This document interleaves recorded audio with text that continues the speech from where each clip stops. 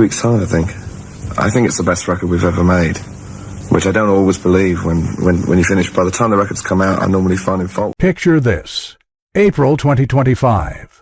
Chaos erupts after Elvis Costello's live interview sends shockwaves through the music world. In just a few chilling words, he exposed a long-buried, disturbing clash with Agnetha, ABBA's beloved star. And what he said shattered her perfect image, revealing a darkness no one was ready for. You probably heard of the brief period in the late 70s when punk collided awkwardly with pop. ABBA was at their commercial peak, while Elvis Costello was cutting through the mainstream with razor-sharp lyrics and an acid tongue. But one night in 1979 changed everything. Picture this. A smoky industry party in London, champagne flowing, egos clashing beneath the glittering lights. That's where Costello and Agnetha collided. Two worlds that were never meant to meet. At first it was small talk, but then came the moment. Elvis, always blunt, reportedly sneered at ABBA's polished image, accusing Agnetha of being a puppet. Beyond fell silent. Witnesses say Agnetha's face went pale. Then she exploded.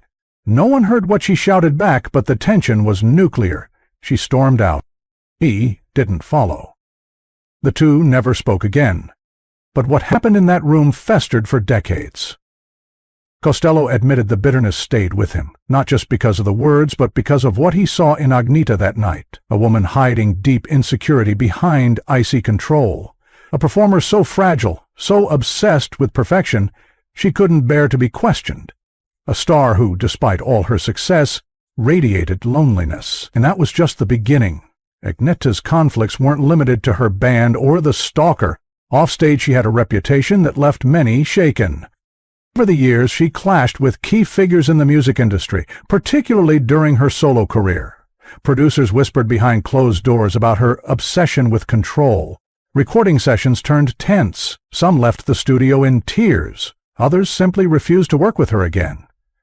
She rejected major collaborations, including a rumored duet with Phil Collins, claiming she didn't want to share the spotlight or compromise her vision. To some, it was independence. To others, it was pure arrogance. Several well-known Swedish artists accused her of being cold and dismissive.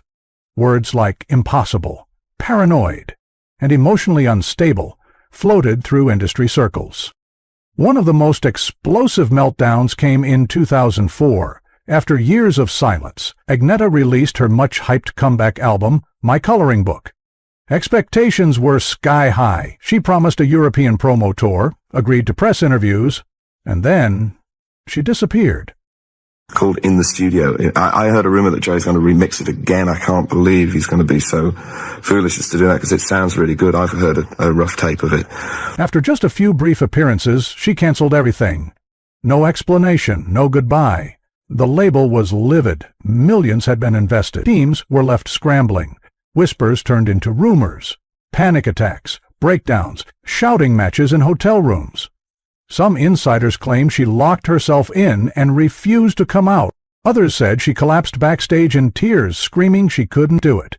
At one point, she allegedly threatened to burn the contract and walk away from music forever. What the public saw was a canceled tour.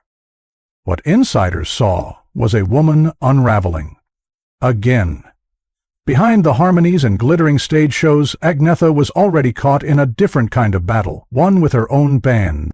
Her relationship with Göran Ulvaeus had collapsed just a few years earlier, ending in a public divorce that was anything but peaceful. Picture this. Performing songs about heartbreak with your ex-husband just a few feet away night after night, pretending everything was fine. It wasn't. The tension was thick behind the scenes.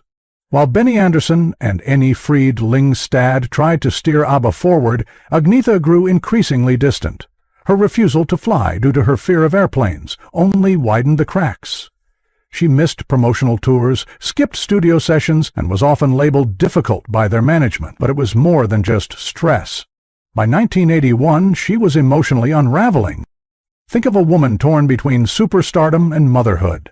While the world celebrated her success, Agnetha was quietly battling guilt and despair over being away from her children. She once said in a rare Swedish interview that every time she left home, her daughter would cry at the window, and she would cry on the plane. It haunted her. Her desire to stay close to her kids led to more canceled appearances, strange schedules, and eventually a full retreat from the spotlight. But behind that retreat was also something darker. Rumors swirled in Stockholm's media circles about a breakdown in 1982, just before ABBA's unofficial split. Friends say Agnetha became paranoid, locked herself in her house for days, and grew terrified of public life. Her fairy tale was crumbling, and few people knew how badly she was suffering. When ABBA ended, Agnetha didn't just step back. She vanished. She retreated into the cold silence of the Swedish countryside, thinking isolation would protect her. She chose the quiet, the trees, the distance from stage lights and applause. But the press didn't let go.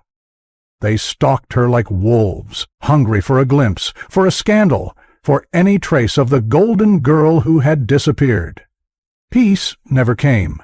Instead came betrayal.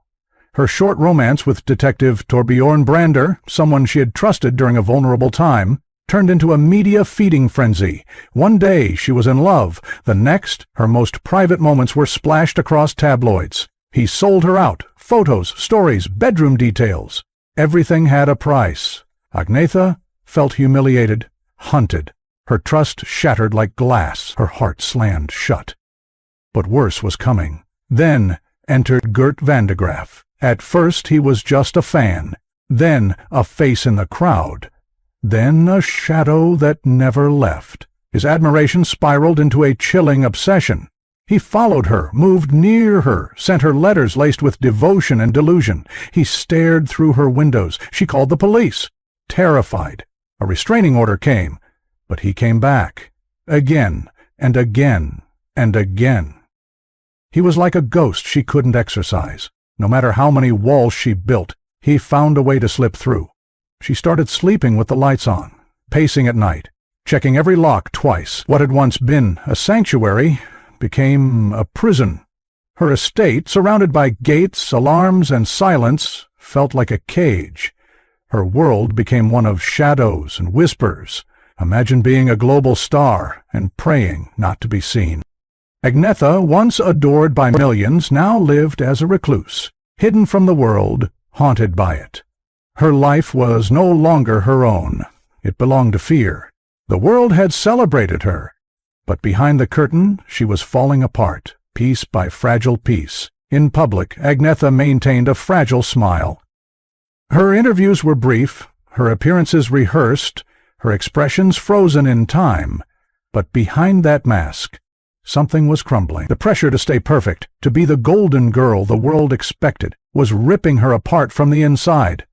By 2008, she had vanished from the spotlight. No more reunions, no red carpets, no interviews, just silence. It wasn't diva behavior, it was survival. She had reached her limit. Privately, friends whispered about long nights filled with tears, of panic attacks that left her gasping for breath. She refused to answer calls. Doors stayed locked. Even family members were often kept at a distance. For Agnetha, even speaking to strangers had become unbearable. The world had loved her voice, but never really listened to her pain. And yet, ironically, as she faded into the shadows, her legend only grew brighter. Fans around the globe clung to the image of the innocent blonde from ABBA. They sent letters, flowers, drawings, even poems. Some camped outside her estate hoping for a glimpse, but they didn't know the real Agnetha, the woman behind the curtain.